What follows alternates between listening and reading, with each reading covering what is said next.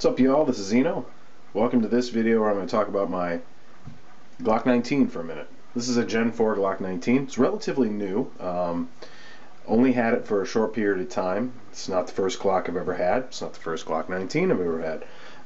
But it is the first Glock 19 Gen 4 I've ever had. Now, as you know, if you've kept an eye on the new Glocks and been tooling around YouTube and reading reviews and reading magazines, you know that the Gen 4 Glocks had a few problems when they first came out.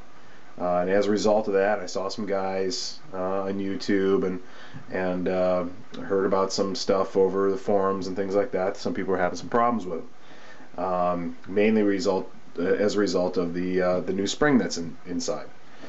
Well, as a result, I kind of stayed away from the Glock 19, which is by far probably one of my more favorite Glocks, and Glock Gen 4s in general. So, bought this Glock not too long ago. I pretty much heard that all the problems with the Glocks, if there were any, have been resolved. They, from what I understand, replaced the spring with a different type of spring, different weight of spring or spring rate of spring, whatever you want to call it, and have pretty much solved most of the problems. I have heard some people having some issues right up front, but they tend to work themselves away. So got this gun a short time ago. It's the first Gen 4 I've had, and took it out to the range, took it out to an outdoor range earlier in the week, put about 250 rounds through it, and then had an indoor range actually earlier today and put another probably, well, I don't know, 50 to 75 rounds through it today. And I did have one malfunction with the gun.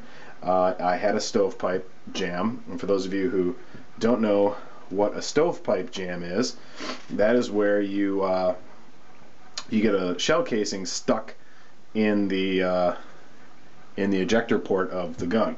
So I'm going to grab this shell. Oops, butterfingers. I keep this shell around. This is actually the first 9mm shell I ever shot.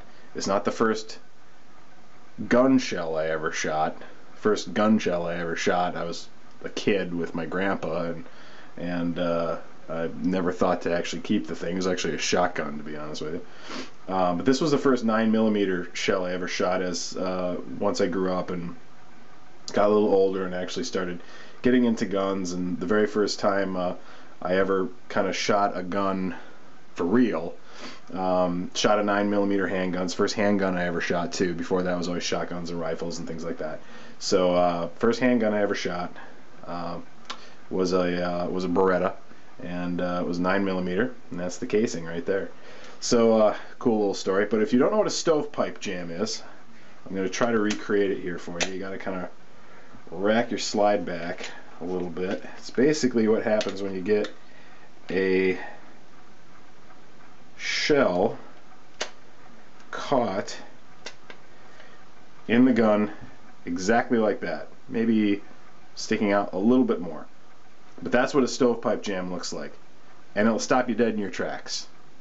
I've had a couple stovepipe jams in guns in the past, and every one of them is a pain in the butt. Some of them more so than others.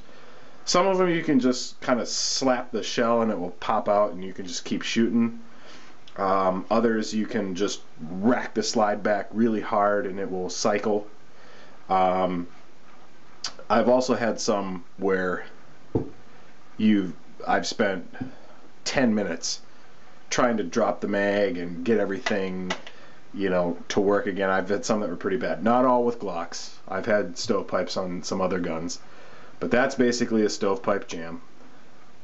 And the way I cleared it is the way I normally clear stovepipes. Is at the first thing I kind of hold the gun like this without my finger on the trigger, and I'm facing it downrange, and I slap the round to try to knock it out. Sometimes that works, sometimes it doesn't. The other thing I do is you just grab it. Don't grab it like this. Grab it, good firm grab, and just rack it. And then usually you can clear the round that way too. That usually works. And then what I'll usually do is I'll check the mag, make sure it's loaded, and there's not something goofy going on there. I'll check the gun again, make sure there's not something in the chamber, and then I'll go ahead and reload the mag, make sure it's nice and tight, make sure it's a good positive reload, and then continue shooting. Usually don't have a problem. But I did have a stovepipe jam the last time I took it out, and to be honest with you, I don't really blame it on the Gen 4. I actually blame it on the ammo. Some people have said that the Gen 4 spring, because it's the new spring, some weaker ammo tends to have some problems cycling through the gun and can foul the gun up. I have heard that the spring will kind of break in with time, and these problems will go away once you use the gun and use it more.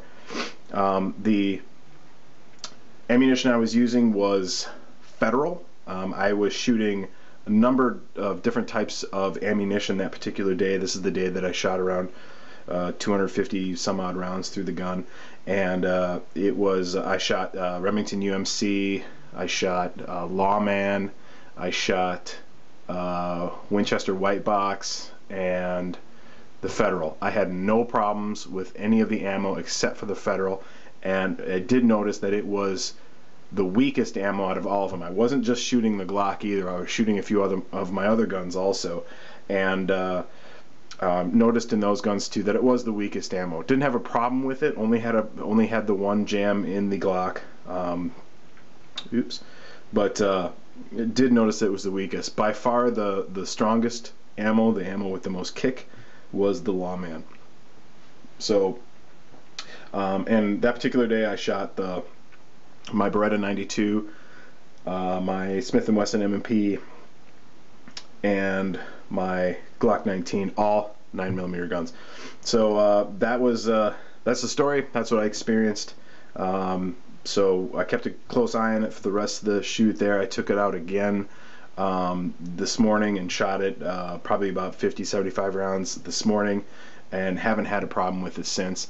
Definitely looking forward to getting this gun some more trigger time, but this isn't really turning me off on Glocks at all. I have a Glock 26 coming in on Tuesday, and hope we'll be doing a lot of videos about that one too. But did experience this problem. Like I said, I kind of blame it on the ammo more than anything else, but thought I'd make a video. So take it easy, guys. Later.